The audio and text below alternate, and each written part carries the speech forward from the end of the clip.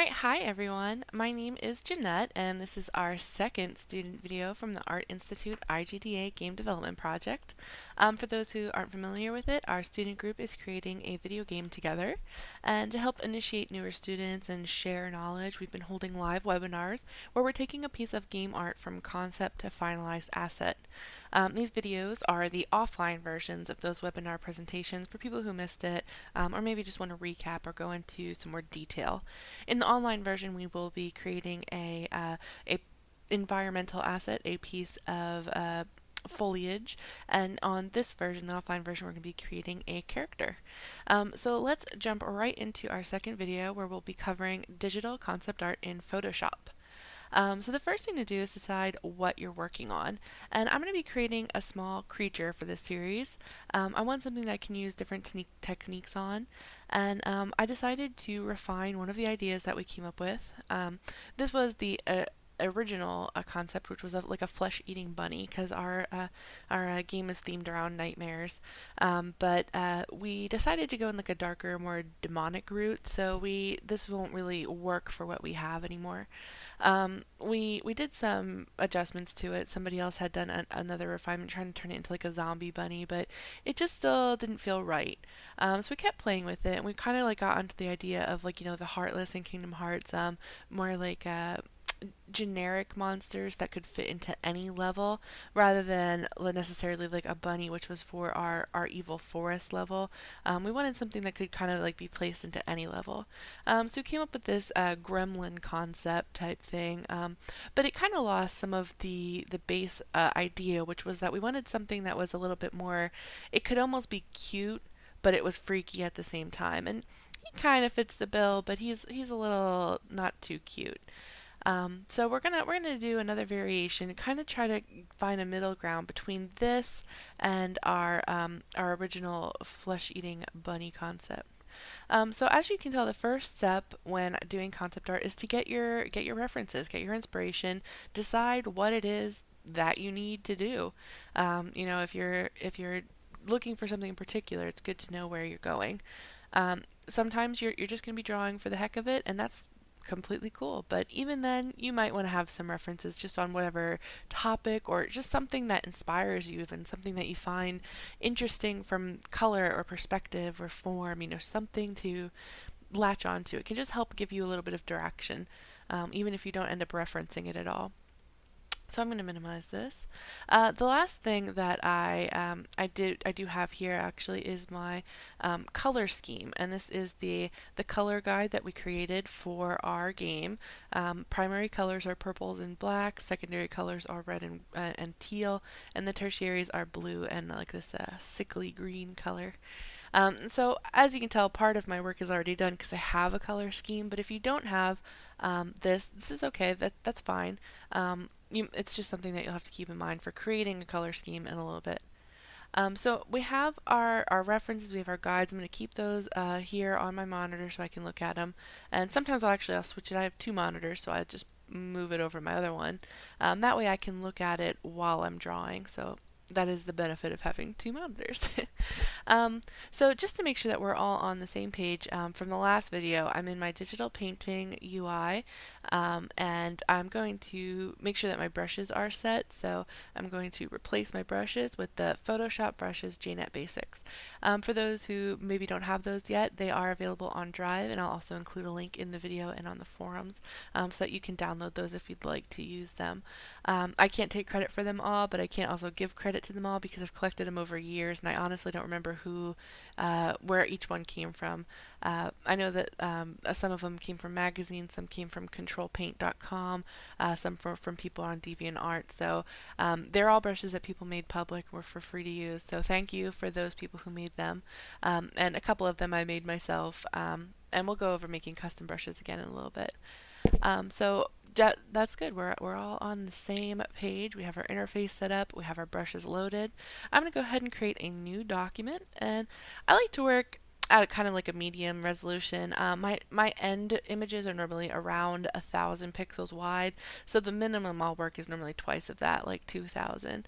I'm going to bump it up a little bit. We'll say 4,000 width and I don't know, like 3,300 wide. I'm just pulling that number out, but I kind of always try to go for a canvas that's a little more wide than it is tall, just because that works well on a monitor setup. But there are some times when you might want a tall canvas. That's fine too. Just for concept art, if I'm just creating a creature and I'm not too worried about composition or anything, then I work on what suits my monitor best.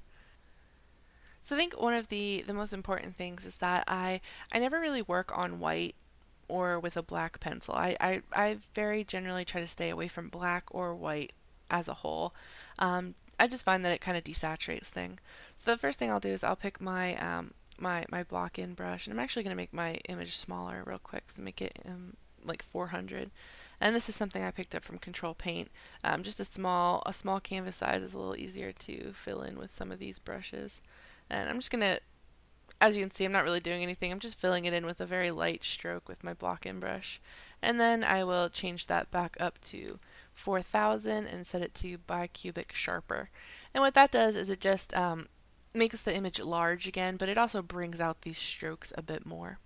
I'm going to shift it just a little bit brighter, I think. And I can do that by hitting Control U. And I'm just going to turn the lightness up a little bit, just because I don't want it to be too dark. I'm going to create a new layer, and I'm going to grab my basic smooth SP brush, which is my generally what I use for sketching. And I'm going to pick a nice dark color, but that's not quite on the pure black side. Normally saturated a little bit, and I normally work in the reds, but whatever tone you want, doesn't really matter at this point. And I'm just gonna start sketching. So one of the things, like I said, that we wanted it to do was kind of like a cuter thing, and I think one of the things that helps with that is generally like a larger head shape. So I'm gonna start drawing it out. Um, I know, like from just what I'm thinking, I want a biped, so I'm starting to just kind of think about the head shape, size, and maybe the body comes off proportionally wise. It's gonna not you know not be like normal proportions. Like I said, I want it to be a bit cuter, so but like not too cute either. So I kind of got that. I'm gonna use my move tool, just move him up a little bit because I drew him a little low, and let me give him like some legs. Legs are good. I know I want to do a biped, just because it's something that we don't really have. I think his legs might be a little too long. We'll see. I'm gonna play with it.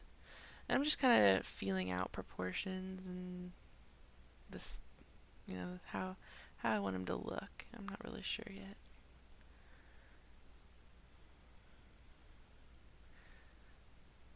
One of the things that we had played with was doing this like split open bone arm thing. So I'm just gonna try do a little bit of that. But as you can tell, I'm not really focusing on the details too much at this point. I'm just kind of focusing on the overall shape. I'm gonna erase that arm. It felt a little weird.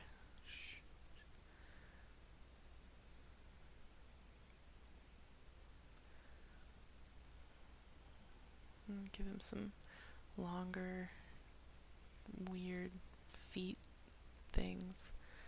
So it's not quite like a normal foot. And it's not quite a claw. So it's kind of somewhere in between, like a humanoid and a monstery demon creature. It's feeling okay. His legs are a little long though.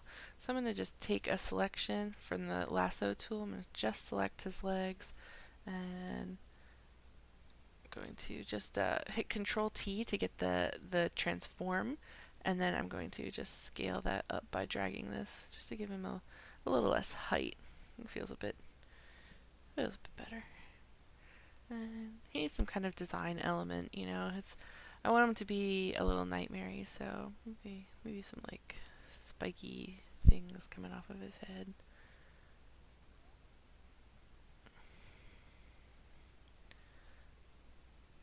Shape him a bit more, give him some definition. He's gonna have like a little pop belly.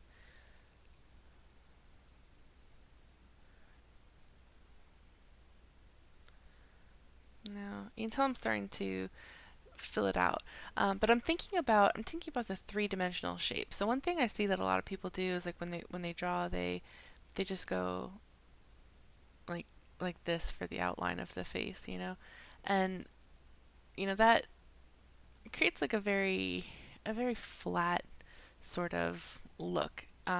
You really want to think about the 3D shape, the form of it, more than just the silhouette.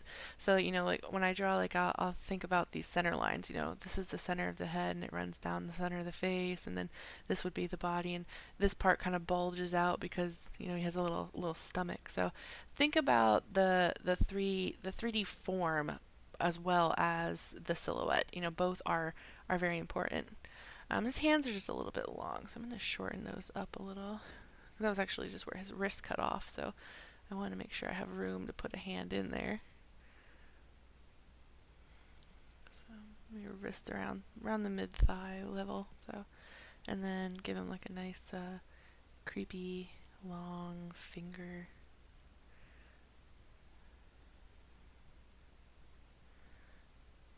Maybe he doesn't have thumbs. I don't know. I don't know what he is at this point. That's the beauty of this stage, is that you kind of get to figure it out.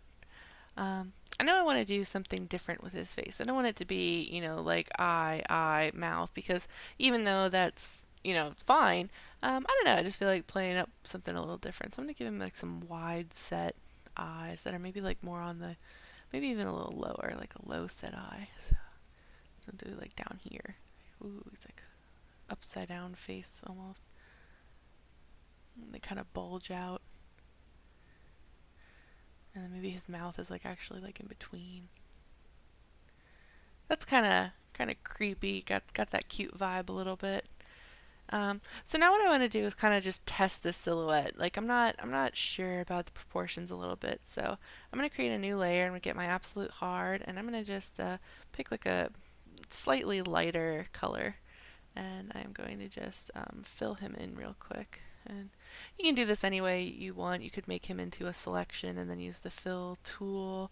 You can, what I'm doing is just using the brush tool to just fill it in real quick. But whatever works for you. And I'm not worried too much about the fidelity of that. It doesn't have to align with the drawing perfectly. I'm just trying to get the proportions filled out so I can sort of take a look at him in a more weighted sense. I think working in just a sketch is fine too, but if you really want to feel him sometimes and feel how the shape is working, I think that painting it out can help with that. Looking at the shape. So then I'll just turn that off, and I'm liking it for the most part. Can definitely tell what he is. He's got some shape to him. He's got a little bit of uniqueness in the head shape, and the arm gets lost in here a little bit. I might want to redraw it at a wider angle, or maybe like held out or something. I'm not really sure. The eye definitely feels a little funny, but I think that's okay, because I think when we draw it in, it gets clearer to find. And the reason it feels a little funny is because it doesn't pop out on this side. So if I maybe make it a little wider, it kind of feels a bit more normal-ish. Or maybe make it a little less poppy on this side. But yeah, I think it works. You can tell what it is. It has a neat silhouette. I think it'll stand out in game. So from there, I'm going to turn that back off, get a new layer, and go back to my dark color, get back to my basic smooth, and I'm going to just zoom in a little bit. I'm going to make that one lighter, and I'm going to start refining my drawing. It's really important to draw lightly, vary your line weight. You want to have some variation in things. You don't want everything to be the exact same. So I'm going to start playing with this. Oh, I'm drawing the wrong layer. And just to make sure, if you're ever confused, you can always name your layers. So maybe I'll name this one Sketch, and this one Refined, and this one will be Base. And I normally just leave my background layer alone at this point. I don't really need it, so just kind of leave it. So yeah, I'm thinking like kind of like a jagged, weird mouth that kind of goes up, like the lower jaw is outwards. And then it would open. Maybe I'll draw it open here just so we can see how that would open. But it would actually the lower jaw would drop down instead. So if the mouth was open, it would open this way. And then his upper mouth would be here.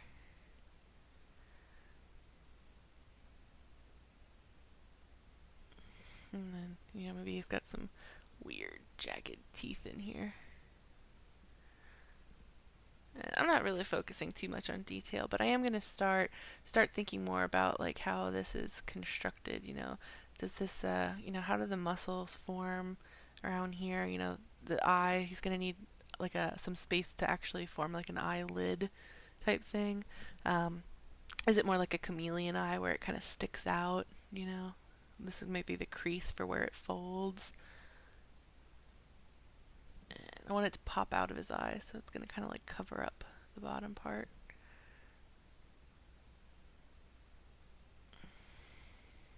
It kind of comes in pretty far.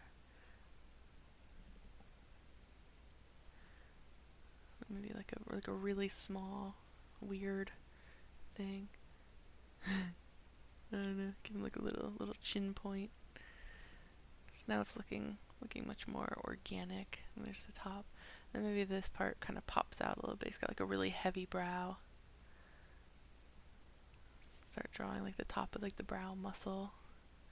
So wiggle them brows, and then naturally, like this would form like a crease here. And you'll kind of find that if you think about like the shapes of what's underlying it more than just what's on the surface, that those will kind of very naturally pop out. Like we have the eye here, so it forms this crease, and then this crease, it's kind of inset, and that forms the brow. And then because the brow is outset, you might have a crease here, and then this part kind of comes out in like a more rounded shape. So maybe we'll just shade the side of this a little bit. I don't really shade too much my drawings. It's just personal style, and everyone's different. But I do find it's helpful to define your form a little bit at least. Even if you don't want to do like a full shading, just a little bit here and there will help give it a little bit more, a little more oomph. And he's got like these weird little pupils. He's looking kind of freaky. All right. So from here, I'm gonna give him some horns. Like I said, give him a bit more shape, more personality. I want him to be kind of like a curved, spirally, weird horn thing.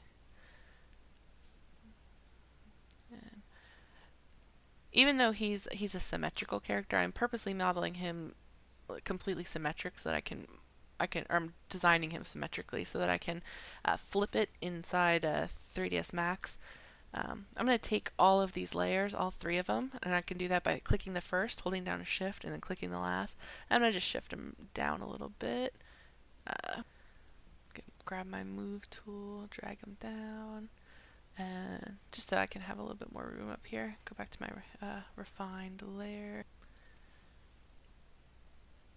And grab back my brush tool and go back to defining that. I kind of want like a third horn up here. And those 2 on the side will have like more of a spiral, but because I'm doing a symmetric design, I need to keep in mind that I can't do like a spiral here because it's going to be mirrored. So if I tried to spiral it, it would actually be like more of like a point, which is okay. That's nothing. That's fine too, but I'm gonna make it more like a rounded shape. And kind of just draw some like sketchy lines. And you notice that there's some variation. I have some that are darker. I have some that are lighter, and I kind of always try to keep in mind that varied line weight is much more visually interesting to look at. And give it some horniness to it. I don't know. So now it's got this kind of like head crown thing. I'm going to move down and start defining the body. He doesn't really have much of a neck at this point. I'm not sure. I think I might give him a little bit more. Not a lot, but just a little head space. So rather than do anything with the bottom, I'm just going to move this whole thing up a little bit just to give him some space.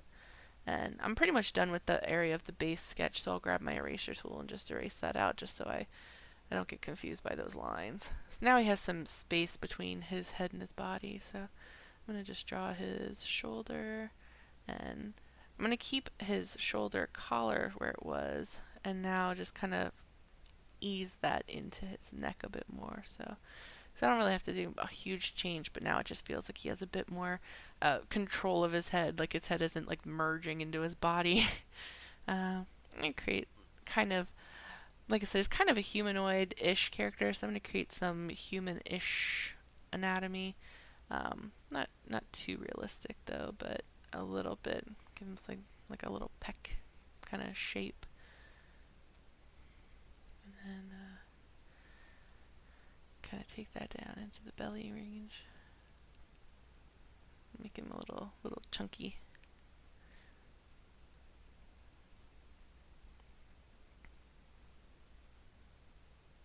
I kind of want him to have like a bit of like a more arched look though, I think. So I'm actually not liking that.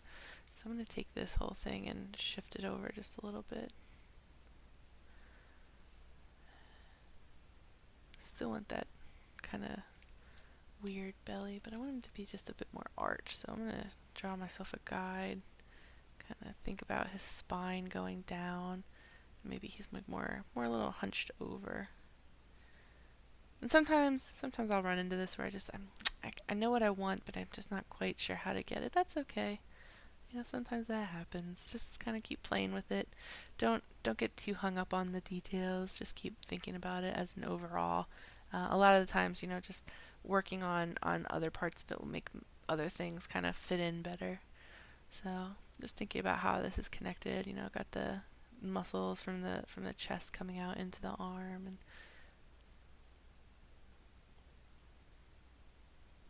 and give him like some really spindly little arms. Don't want him to be too aggressive looking, because he is supposed to be like one of the more like kind of cutesy characters. Not necessarily cute, but you know, he's like a low level enemy. He's kind of like the heartless guy. He's everywhere. I don't like that spike. It's coming out at a weird angle, so I just want to give him some details. You know, make him a bit more interesting. So. And we're also repeating elements from on his head, and that kind of makes him feel a bit more cohesive. You know, like sometimes dogs have, you know, on their front elbows where their paws are, they'll have like those tufts on the back of the leg, and then you know on their back leg they'll also have like a tuft type thing. Just repeating elements like that kind of helps make it all feel tied together. So give it like a little bit of like an elbow where the elbow would bend in. And I'm going to keep that really thin look. So I'm going to do that there. And I'm kind of giving him like a divide in the arm. He's got like actually like a hole there in his arm where it's like split off.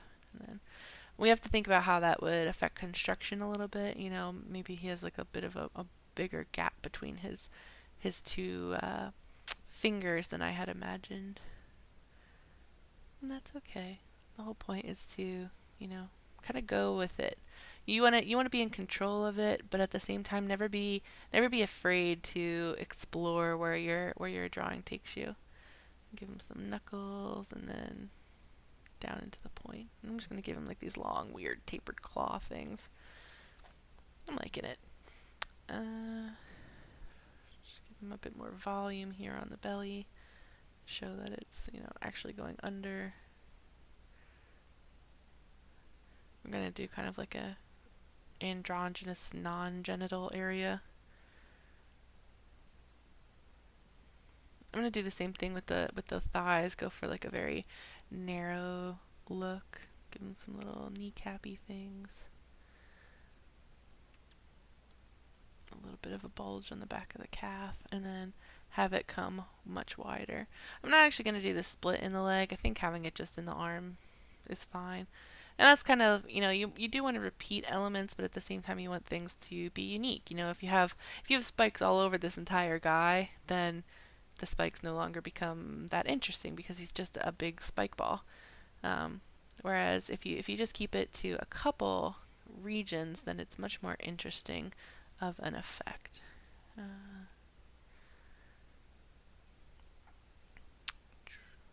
Give him a little bulge for that thigh.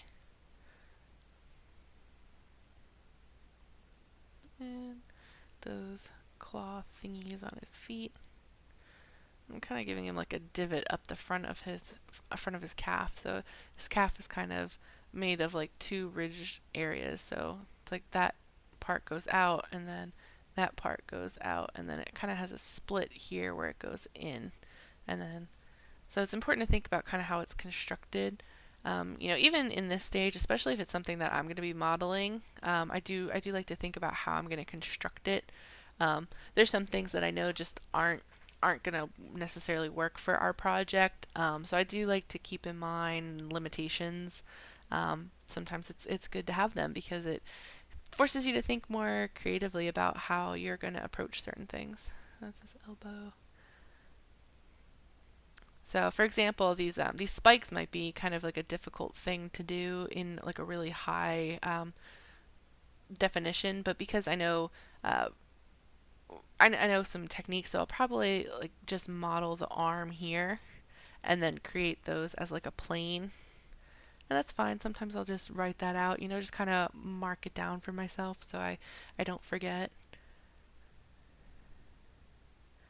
And I want to give him some very clearly defined shape in his hands. So I actually drew this from a kind of like a weird angle there. It's not quite a side view or a front view. So at this angle, it should be kind of going out to the sides. We wouldn't necessarily see that hole or the spikes because they're more on the back side. So we might see just a hint of it, but not too much.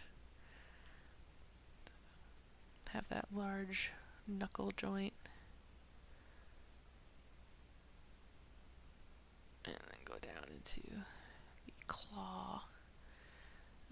At this point, I need to decide if I want him to have thumbs, I think. I don't think so. I think he's a little minion-y guy. He doesn't necessarily need claws. He's just there to go chomp on people with his weird mouth thing. At this point, I'm almost done. I'm going to erase these little arrows. And I think I want to give him a tail because I like tails. And I don't know. I want to add something to him. I'm just going to give him like a short tail though. Not like too long, but a little. And what I'm doing here is I'm visualizing that there's a circle here. We're at the base of his back. So this would be the center line of his back maybe. And, that would be the other side. And, where does that tail come out? It would be kind of like over here. And I'm just visualizing that. I didn't draw it. I don't sometimes, just because I am visualizing it. But it's always a good idea to draw out your lines, if you are having trouble kind of getting those things accurate. So he's going to have like a really short, like stubby-ish kind of tail. It's not like a super long swishy one, just little thing. I like it for the most part. I think he needs something in the torso and leg region. Like the arms are feeling very special, and this is kind of feeling a little blurred. So I think we're gonna give him like a rock covering. Like his arms and stuff are kind of like a hardened material, like scales. Not rocks, but like scales. And then that kind of comes into his body a bit. His head area, like his horns, would be like that very hard thing, and then it comes down into softer flesh. And I'll just kind of draw like some light marks to kind of indicate that that's an area effect.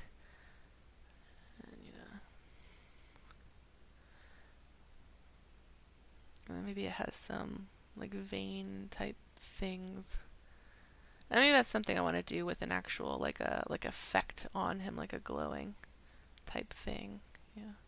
We are going for a nightmare game, so our enemies have a lot of glowing effects on them, a lot of weird veiny markings, just kind of little holes in their skin for no reason. Not for no reason, it's just for design elements, but trying to think about how to make it interesting and different. So I like him. I think that's pretty good. I'm just going to draw a couple more markings on his tail, kind of indicate that the top of that might be that other material. And he's pretty good. I'm going to start working in color now, so I'm going to turn that base back on. And as you can tell, I changed it, so I'm going to need to update that to fit the new silhouette a little bit better. Just going to I'm just gonna start painting that in. I'm gonna change my eraser to the absolute hard as well, so that way I can erase out and draw at 100% opacity. So that's what I use that brush for. Anything that I want to be 100% on or off is my absolute hard brush. And basically the settings on that just mean that it's not pressure sensitive. So this is me hitting it light and this is me hitting it hard. The size changes, but the opacity does not. It's always at 100%. And I'm just going to refine that. I'm still not too worried about going out of the lines a little bit. I'm just not a very... Alright, sorry about that. My Cam Studio was acting a little weird. So all I did was just finish up fixing that silhouette and just turning off the lines. I just want to see, now that the head is much more clearly defined, I think it feels better.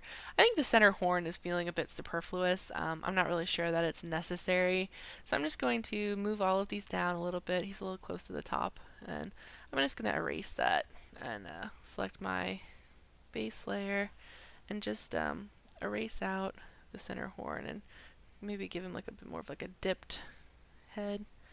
And then I'm not going to change the drawing yet. I'm just going to turn those off and see.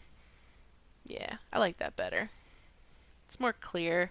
It doesn't feel necessary to have that extra center horn. So I'm going to go ahead and change my refined sketch. Just erase that and go back to my dark color, get my basic smooth, and just draw back in my edge of the head. I'm just going to give him a little bit of like a lumpy effect. Alright, so at this point he is pretty much good to go. I'm ready to start actually coloring on him. One of the things that we decided in our game pretty early on is that we wanted to have a unified color scheme through the game. Because it's supposed to be a nightmare realm, we felt like it should all kind of look like it's from the same nightmare, and we kind of picked like one scheme. So if you'll remember, I had that earlier. I'm going to just go down here and get that. I'm going to just click and drag right on top of Photoshop until Photoshop expands, and then move my mouse up into the canvas, and you'll notice it turns into a little plus icon. I'm going to drop it to place the file directly in my layer. I'm going to move it up here, and at this point what I'm going to do is I'm going to create a palette. So I'm going to hit Control N, and I'm going to set the dimensions to like 150 by 150, so it's pretty small. And then I'm going to click and drag up here at where it says Untitled 2, and I'm going to move it so that it's just on its own, and it's not docked up at the top anymore. To redock it, I could move it until that border turns blue, but I don't want to leave it docked. I want to leave it undocked, and I'm just going to move it down here into the corner and expand it a bit so that it kind of covers this bottom region a little bit. And I'm going to Control plus to zoom in so it's just in this region. And now I'm going to take my basic smooth brush and I'm going to just sample some of these colors. And I do this to just create a small area where I can pick colors from without having to constantly turn off and on layers or anything like that. And I'm just picking all these different colors.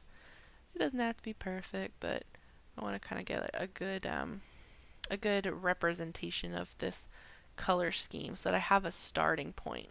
And I will, with a color scheme, I think it's important to at least have some variation on this. So there are times like, yes, I will stick with this color scheme, but there are always times when you'll need to vary outside a little bit. So don't feel like it has to be 100%. And then I'm just going to get our pop colors. So the way that we created our scheme is that we wanted to have, most of the game rely on these blacks and purples. And then we're going to use the secondary colors of red and teal. And then our tertiary colors are blue and green. So now I have that over here. I'm just going to leave this document right there. I'm going to go back to my Untitled 1 and go back over to that and then just turn this layer off. But I'm not going to delete it just in case I do need to reference something in particular there. I like to have it. So working with color is really interesting, and this is one of the coolest things I think with Photoshop is that you can lock the image transparency. So to do that, just click this little grid icon at the top of the layers panel. It says lock, and if you hover over it, it'll say lock transparent pixels. What that does is basically, just looking at this layer, anything that is colored on that layer. So if I turn off the background, you can see this area is all transparent and this area is colored. Anything that is colored can still be affected, and anything that is transparent cannot. So, so a really good, sorry about this starting and stopping. My Cam Studio likes to make my Photoshop behave a little funny. So a really good example of this is when I'm ready to start painting. I will lock the layer and then select my brush. I'm just going to pick my everything brush at this point. And I'm ready to start painting. So I'm going to hold down my Alt key and I'm going to just pick a color from our base over here.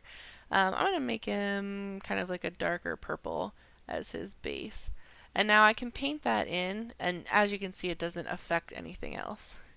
I'm going to turn my refined layer back on, and I'm going to darken it a little bit, so hit Control U, and then just darken it, just so I can see it a little bit better. And then I'm going to select a slightly lighter color, and I'm going to get my, I'm going to stick with my light brush. I'm going to set my opacity and my flow down just a little bit, and start kind of shading in the forms. So this is another area where I like to work dark to light, and I like to think about 3D. So I'm thinking like the light source is kind of like a neutral sort of top forward. So I'm shading in the tops of him. I'm shading in like the top of his belly a bit, and kind of leaving the bottom bare. And you'll notice that like some areas are brighter, and then some areas are darker, and that's just the pen pressure setting. So like as I push lightly, it just adds a little bit, and as I push darkly, it adds a lot of color. Another thing you'll notice is that no matter how much I paint, it doesn't go outside of the lines because of that locked transparency, which is so great. One of my favorite things for sure. So just kind of giving him some form. I'm going to give him a bit more of a red hue, so I'm just going to grab a red and very lightly paint over the whole thing. So it's kind of halfway in between purple and red. And that's kind of like where you see you know, I'm using the color that is provided, but not necessarily as is. I'm combining it and creating new things. I'm gonna create kind of like a lighter section on him. I think I'm gonna make it like this lightish red. So I know like these horned like spiked areas I want to be like a kind of different color. So I'm gonna go with a more reddish hue for that. Down into the hand. So his hands, his feet, his spiked head area would be a bit more red, while his fleshy areas would be a bit more purple. I'm going to zoom in a little bit, yeah, and I need to pick a pop color for him. And this is kind of like, you know, like your color theory, you know, red and purple are right next to each other on the color wheel. So I want something that's a little bit different.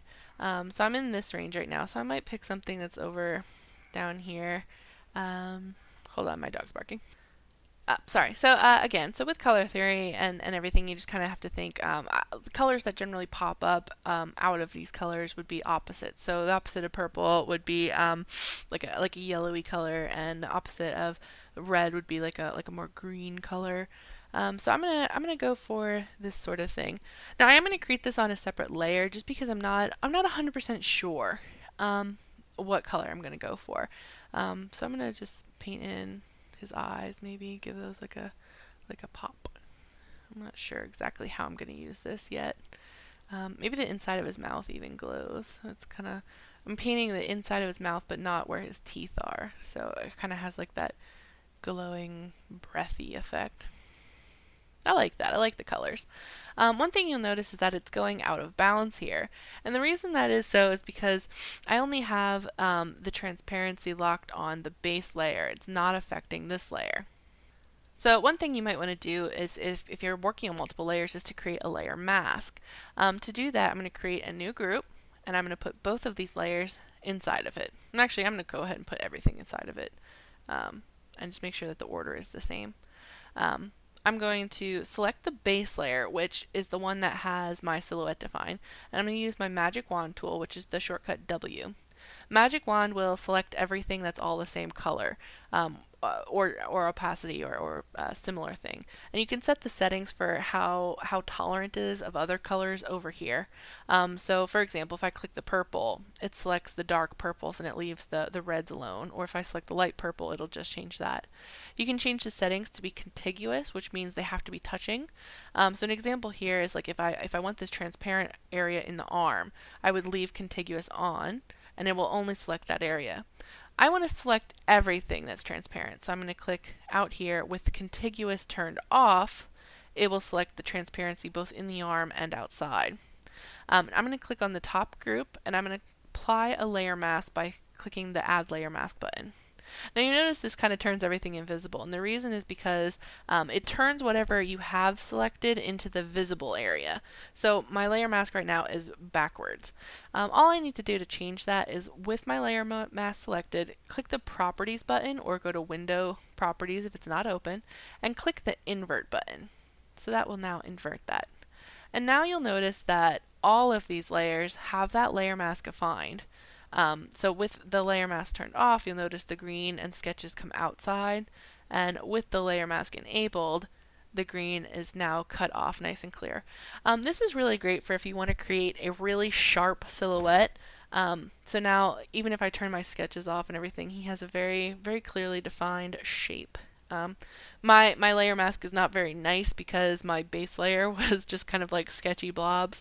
Normally if I'm doing something I want really sharp, then I will spend a bit more time making a nice base layer or layer mask so that it does have a nice sharp clear angle or silhouette. Okay. So I'm liking the green as the pop color. I'm going to create another new layer here, and what I want to do is I want to just create like some darker areas to make this kind of pop out a bit more. So I'm going to sample my color here, and I just want to make sure that it's not pure black. I never work in pure black or pure white or really anything along this fully desaturated line, and I never work with anything that's really fully along this line of the saturation either. This sweet spot is kind of this middle desaturated kind of dark region in here. The reason that this is so is because if you have, let's say, this really bright purple and then you have this really bright red or pink or whatever, they kind of lose their effect because they're both competing with each other so much. So I try to keep most of my tones to like a darker desaturated area, and then only use more saturated bright colors for emphasis and effects and stuff like that. It kind of makes them feel more special. So again, I'm just going to sample my color, make sure that it's not too dark or too saturated. That's in a good spot. And what I want to do is just paint, like I said, like a darker area here. And then I will sample that red again. And I want to make these like little spots that I drew, like the red part. So I'm just going to color those in red. So it's kind of like a darker skin effect with like a red overlay of these spots on him. I'll do the same thing up here, just kind of give him like a skin that's darker, and then make the red like this, like the red part is the hard edges. So it's important to think about like what your character is composed of. You know, what is he actually made out of? How does his skin, look? Is it soft? Is it shiny? So maybe I want to start painting in some texture. I want to give him a little bit of like a glossier skin. So I'm going to get an airbrush, and I'm just going to very lightly paint like a very light highlight here. And what that does is you can see like just with a little bit of lighting there, he now looks like he has some like a rubbery effect to his skin. One of the things I get asked a lot is why don't I use the dodge and burn tools more? It's just personal preference. You certainly can. One thing that I notice is that dodge and burn, I just don't get as much of a direct control as I would like. It's just, like I said, a personal preference, but I like having a lot of control over my colors. So I do generally tend to create my own palettes and my own colors manually by selecting. But it's definitely an option. So never feel like you can't do that just because you don't see me doing something. You know, everyone has their own method.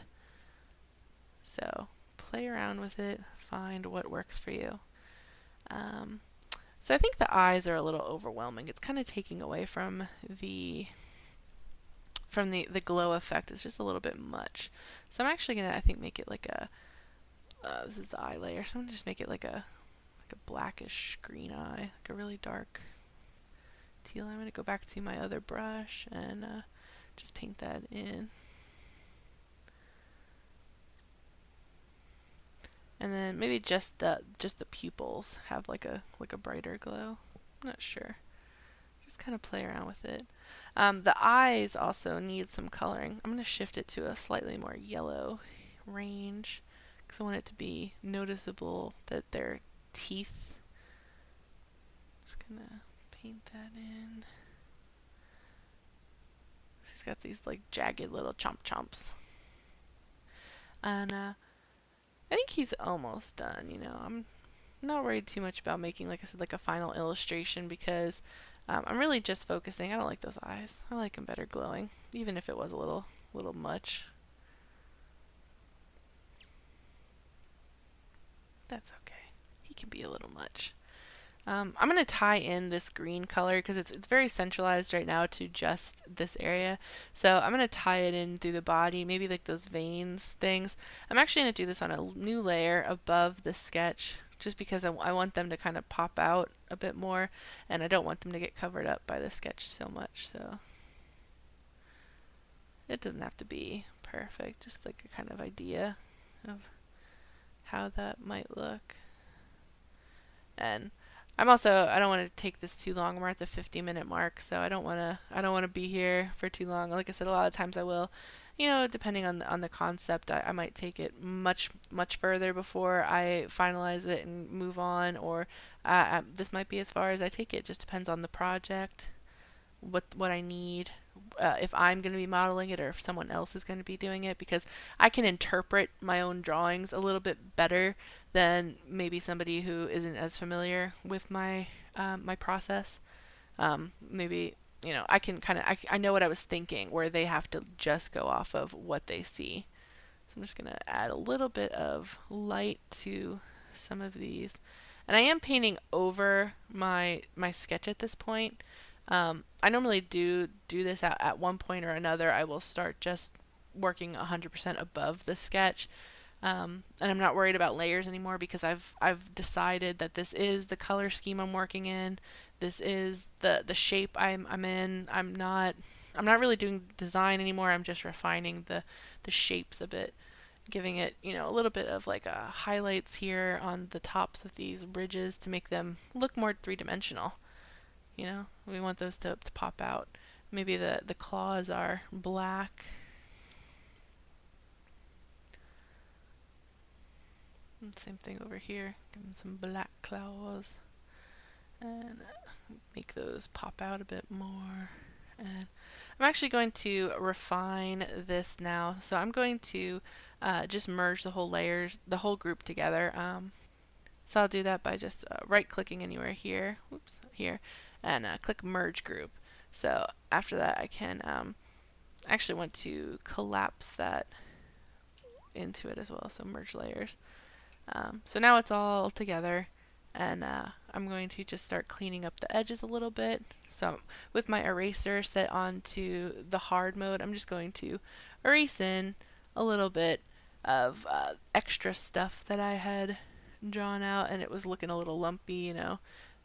Still not, you know, I'm still not taking it to like a poster or illustration area, I guess. You know, it's still very much obviously a concept art. It is not like what I would consider like a final illustration at any point, but it's just give it a little bit more cleanliness.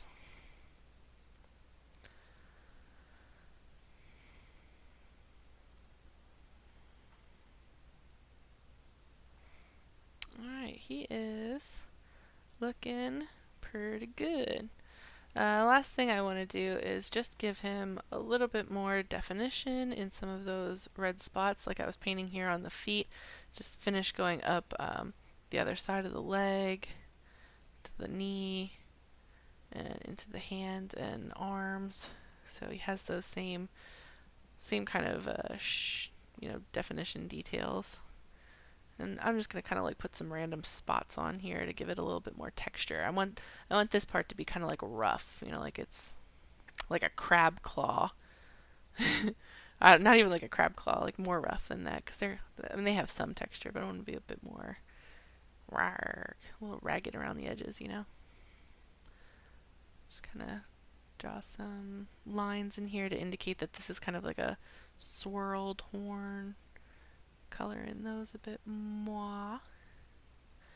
And I'm gonna get my brush and just add a little bit of like a green into here.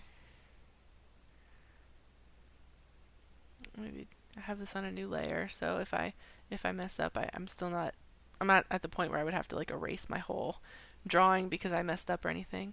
I'll give him like a slight glow around his eye. And pick a slightly brighter color. I don't know if I'll actually be able to get that effect in game because we don't have bloom lighting because we are working in free version. But that's something that, it's still nice to have. Last thing I'm going to do is just add a little bit of lighting coming from those eyes to show that they are glowing. So, it would be like the underside of here is lit. Maybe the underside of here is lit a bit. Turn my opacity down because I don't want it to be too strong. And just work in a bit larger brush. So just to indicate that, this is emitting light. And even if you can't get that effect in necessarily in your engine, it's still nice to have, an indication in your illustration.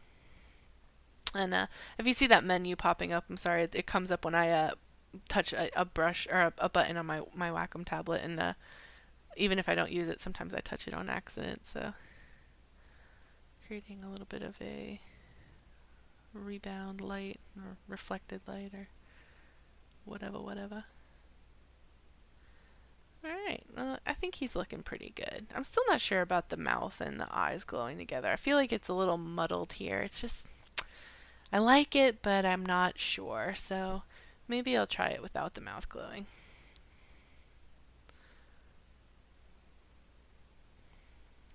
Just get a darker color and back to my basic smooth. Turn my opacity back up. Kind of color that in. I don't know. Well, we'll see.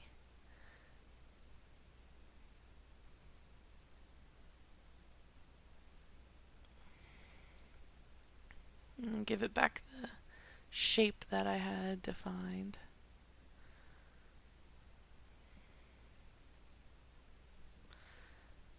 Yeah, nah, I liked it better glowing. Yeah, we'll just leave it glowing. We'll leave it that way. I like it. I think he sticks out. He's interesting. Last thing I'm going to do is just darken my canvas a bit. It's looking a little too bright, so I'm going to click colorize and turn the saturation up a little bit so I can see. I want it to complement the drawing. So he's in the purple range, purples, reds, and stuff. I'm going to maybe go for like a bluish purple. Turn the saturation back down. And then darken it. Turn the saturation down. Just find a nice color that kind of balances it. The last thing I'm going to do is create a... This color's just a little too bright. Turn the saturation down. Okay, create a new layer, and I'm going to create just a shadow, a little light shadow underneath him. It's not essential, but I find it's really nice to just ground your character into the environment a little bit so he doesn't feel like he's floating as much. And then just create a tiny bit of rim lighting, and I'm going to do that on the top layer, and just to make him pop out from the background a little bit more. So it does not have to be perfect by any means, but as you can tell, I'm not a perfect artist. It's much more it's an enjoyable thing for me. I love art, but I don't worry about being perfect because it's a learning experience, and I'm more interested in creating an idea than necessarily creating, a visual masterpiece. I'm not creating posters and stuff here. I'm just creating the idea. So I don't worry about it being perfect, just getting the point across. Because does it have a nice shape? Does it have a nice color? Does it have a nice silhouette? Does it, does it read well? And I think he looks good. I think we're done. So I'm going to call it a wrap here, and the next video will be going over creating a model sheet for this character, and that way we will be getting ready to take him into 3ds Max and start modeling him. So I hope you found this video helpful. If you have any questions, of course, feel free to let me know, and I will get back to you as soon as possible. Enjoy, and I'll see you next time.